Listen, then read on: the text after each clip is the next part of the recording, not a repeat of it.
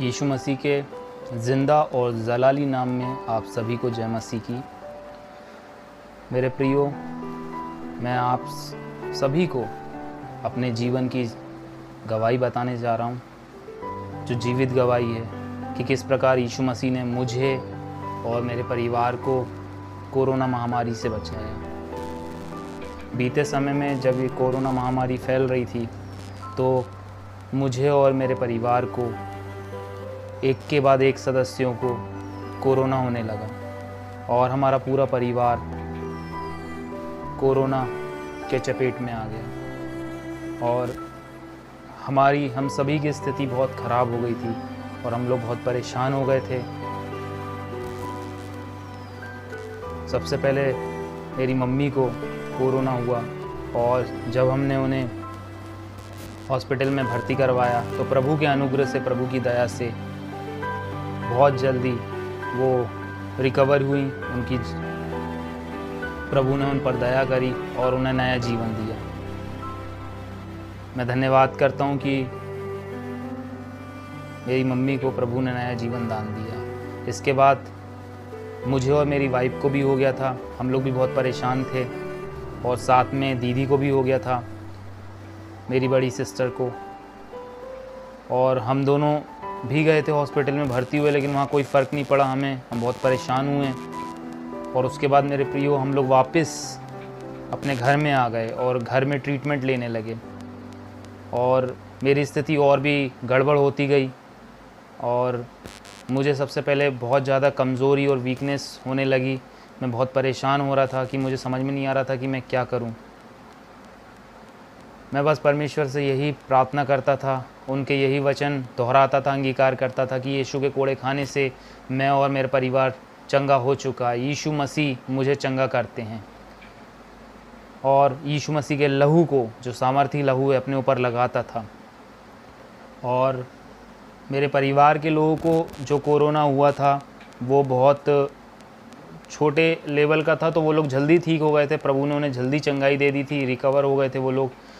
लेकिन मेरे साथ ये हो गया था कि मेरी सांसें लेने में बहुत तकलीफ़ हो रही थी मुझे और मेरा गला भी बहुत ज़्यादा चोक हो गया था। मुझे कुछ भी चीज़ निगलने में तकलीफ़ होती थी और मैं पानी भी नहीं पी पा रहा था और मेरी नाक भी बंद थी और मैं बहुत परेशान था। तो हम लोगों ने सिटी हॉस्पिटल में अपने जाके वहाँ चेकअप करवाया तो मुझे बहुत वीकनेस लग रही थी। मैं बहुत हिम्मत करके हॉस्पिटल तक गया और जब मैं हॉस्पिटल गया तो डॉक्टर ने बोला कि आपको कोरोना ही है, आपके सिम्टम पूरे वही दिखते हैं, लेकिन हम लोग एडमिट तभी करेंगे जब आपकी रिपोर्ट पॉजिटिव आएगी। और मेरी रिपोर्ट जब मैंने करवाया था तो मेरी रिपोर्ट नेगेटिव आ रही थी और मुझे कुछ समझ में नहीं आ रहा था कि मैं क्या करूं। लेकिन हुआ ये कि जब तक कि रिपोर्ट नहीं आएगी, जब तक कि मुझे एडमिट नहीं करेंगे। अब मैं बहुत ज़्यादा परेशान हो रहा था क्योंकि मुझे सांस लेने में बहुत दिक्कत हो रही थी। और उसके बाद फिर हम लोगों को डॉक्टर ने यही सजेस्ट करा कि आप जहाँ सिटी स्कैन होता वहाँ जाइए, सिटी स्कैन करवाइए, उसकी रिपोर्ट से हम आपको एडमिट करेंगे। तो वहाँ गया तो वहाँ भी डॉक्टरों ने मुझे बहुत घबरा दिया। जब मेरी रिपोर्ट हुई तो उसमें उन्होंने बताया कि तुम्हारे मतलब कि जो लंग्स हैं वो 70-80% ही मतलब कि बचे हुए हैं, मतलब कि बहुत बुरी स्थिति थी उन्होंने बताया। लेकिन बात ये हुई कि जब वो वहाँ की रिपोर्ट आई, हमने डॉक्टर दिखाया और डॉक्टर ने जब एडमिट करा तब भी मेरी बहुत स्थिति ख़राब थी। और प्रभु का अनुग्रह हो कि जब मैं एडमिट हुआ हॉस्पिटल में तो रात भर में परेशान रहा। मेरे प्रियो, मेरे सामने बहुत से लोग तड़प रहे थे और मर रहे थे। उसको देख के भी मैं बहुत घबरा रहा था, मुझे बहुत डर लग रहा था। लेकिन मुझे परमेश्वर पर भरोसा था और मैं बहुत घबरा गया था। मेरा विश्वास कमज़ोर हो रहा था। मेरा विश्वास जब कमज़ोर हो रहा था तो मैंने अपनी वाइफ से भी यही बोला था कि प्रभु की शायद से यही इच्छा हो कि वो मुझे अपने पास बुलाना चाहते हैं। और मैं बहुत बुरा फील कर रहा था, अंदर से बहुत बुरा लग रहा था मुझे। मैंने परमेश्वर से यही प्रार्थना करा था, जो तू चाहेगा वो अच्छा करेगा। परमेश्वर, आप ही की इच्छा मेरे जीवन में पूरी हो। मैं बहुत घबरा रहा था मेरे प्रियो, लेकिन परमेश्वर महान है, वो बहुत महान है, उसके जैसा कोई नहीं है। यीशु मसीह ने मेरे जीवन को बचाया। उस समय रात में मुझे पवित्र आत्मा ने अगुवाई करी कि और मेरे मन में डाला कि मुझे अंतिम प्रभु भोज लेना चाहिए, क्योंकि इसके बाद क्या मालूम मुझे मौका मिलता है कि नहीं मिलता है। तो मैं रात भर तड़प रहा था। रात में मतलब रात भर, और सवेरे 4-5 बजे रहे थे। 5 बजे मैंने सिस्टर को बोला कि मुझे एक ब्रेड दे दो आप, और जूस मेरे पास रखा हुआ था, तो मैंने बोला इसी से मैं प्रभु भोज लूँगा। और उन्होंने बोला इतना सवेरे हम ब्रेड हमारे पास नहीं है, और लॉकडाउन है तो मुश्किल है कि अभी मिल जाए एकदम से आपको। तो मैंने अपने घर पे फ़ोन लगाया, और घर पे मैंने अपनी वाइफ को बताया कि मेरी यही इच्छा है अंतिम कि मैं प्रभु भोज लेना चाहता हूँ। और मेरी वाइफ ने जैसे तैसे करके उतनी सवेरे मेरे घर वालों को भेजा, और उन्होंने ब्रेड, और हमारे पास दाखरस रहता है तो उन्होंने दाखरस थोड़ा सा भिजवाया मेरे पास। और जब वो मेरे पास आया तो मैं बहुत खुश हुआ कि मैंने बोला चलो ये अच्छी बात है, प्रभु चाहते हैं कि मैं लास्ट प्रभु भोज लूँ।